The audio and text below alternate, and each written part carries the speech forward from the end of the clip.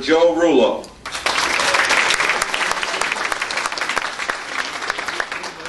Thank you for having me here today. I'm humbled by my appearance here. I also want to thank everyone on a Saturday for being out here also. I have two petitions, just real up front. One is I am for the repeal of this health care bill. I did that. I actually, if you look on my site, it was 2 days before they even passed the bill. It's on my website, Rullo, number 4, Congress 2010. Within 24 hours of my swearing in of oath, I will repeal the bill to move to repeal the bill. Hopefully I stand with the other states that are going to enable us to be able to repeal this bill. Secondly, I also have a petition. In New Jersey, we have vets who serve us, not themselves like a lot of politicians these days, especially the 50 that got arrested. And what I'm trying to do is I'm trying to help these vets out that have to travel. Their travel is more than actually some of the premiums are on health care. So, with that being said, I'm going to pass these two out. If you can help us out, I appreciate it. Thank you. It's nonpartisan. Moving right along. We stand here today feeling little hope for our country, our district in the hands of Democrats. Our country continues to drift from the John Adlers who offers no answers or relief. Unemployment, foreclosures, our national debt continues to rise. Our foreign policy is without direction, growing weaker in the hands of the Democrats. Corruption reigns in the halls of every level of our government institutions. Ordinary Joes feel powerless to change this path. We were promised change by Adler's friends Obama, Biden, Pelosi, and Reid. We got that all right, change. I used to say socialism, I say communism.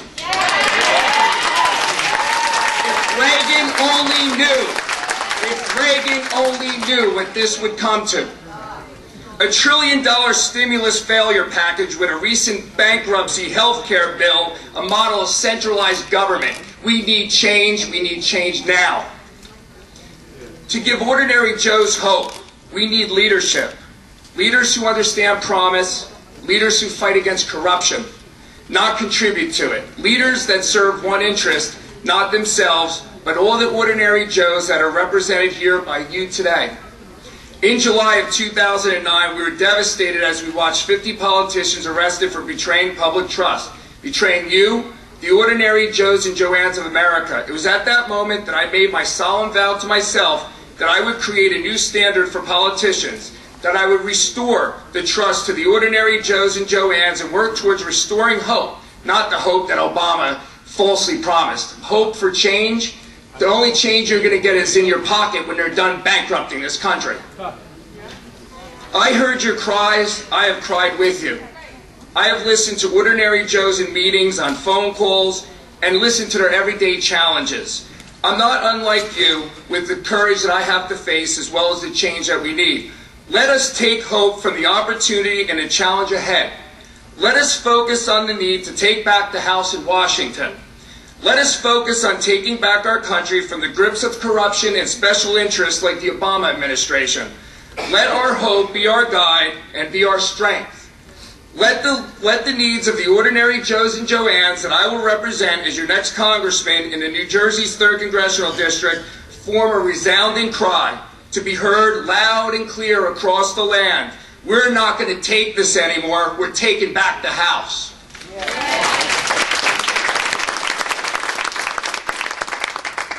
I believe in transparency. My beliefs and my stands on the issues are a matter of record. November 25th, when I pretty much decided to run for this office, I went to a website, literally, and put every stance that I would stand for. Most people who advised me said, you have to be out of your mind. I said, why? Well, because your opponents are going to look at what you're doing. I said, well, my opponents, if they're looking at what I'm doing, I'm an optimist.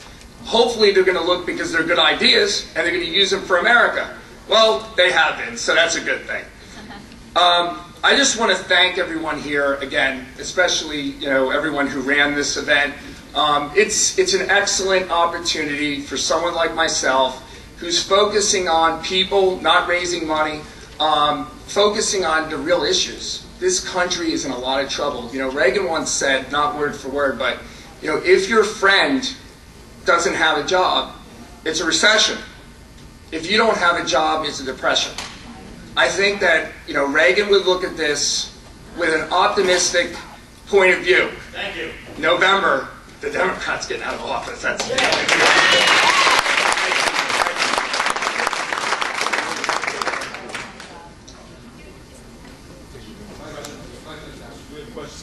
Sure.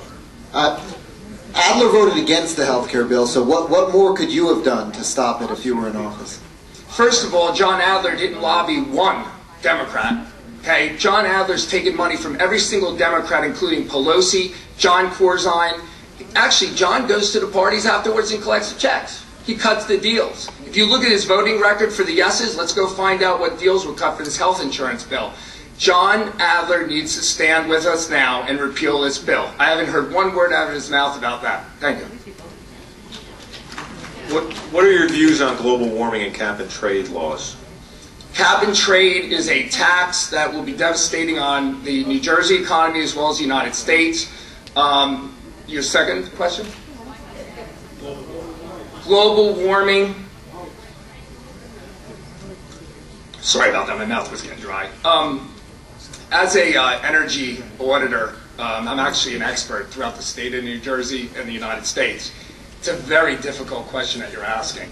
Carbon does increase temperature. However, we can't tax and spend people to death based on hidden funds that are put into these bills through fees. And fees are the worst things that you could possibly do. They put fees on marriages. They put fees on having a baby. They put fees on death. Well, now they're going to put it on our taxes. Now, on our energy bill, I don't know if anyone knows this, but PSE&G snuck in $775 million to do their own solar projects, right? That was supposed to be from this carbon tax credit, and it was out of your community portion that you paid $2.50 for. That's $773 million Christie could have used right now if Corzine didn't suck it up with his buddies with PSE&G. And by the way, PSE&G gave money to John Adler. John Adler and Corzine sold us out. Thank you. What is the legitimate role of the federal government in education?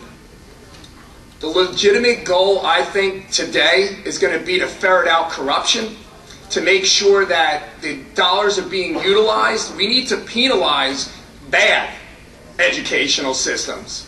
The ones that get taken over by the state, the ones that are corrupt, the ones that are giving people $500,000, $600,000 see you later packages. What we need to do is we need to stand together as Americans, and we need to focus on Reagan principles, conservative government. I am for myself, and I think that we should reward schools who are doing teaching, who are actually showing results.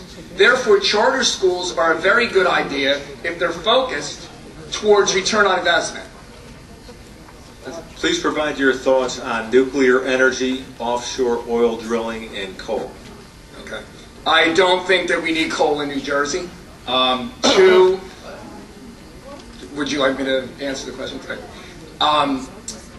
Nuclear power, I asked if you would like it in your town to send me a letter, and we can have meetings with everybody in the two towns, everybody next door to each other. That way we all have an understanding of it. I do support clean energy with nuclear. The problem is that the Nuclear Regulatory Commission, and I do live in Ocean County, New Jersey, they have had more failures than any other institution that I've ever seen in my life. They don't have anybody governing them. Actually, John Adler doesn't even know who their boss is. John Adler had to get an accounting department to figure out what's going on with tritanium leaks. If you have nuclear and it works well, and you have a good Nuclear Regulatory Commission, and you can sleep at night and not have to worry about the people that are supposed to be over the business and regulating it, then yes, it's fine. The policies are outdated, and I call upon the media and everyone else to look into what I'm saying, the claim. This Nuclear Regulatory Commission is not governed by any other entity in the world.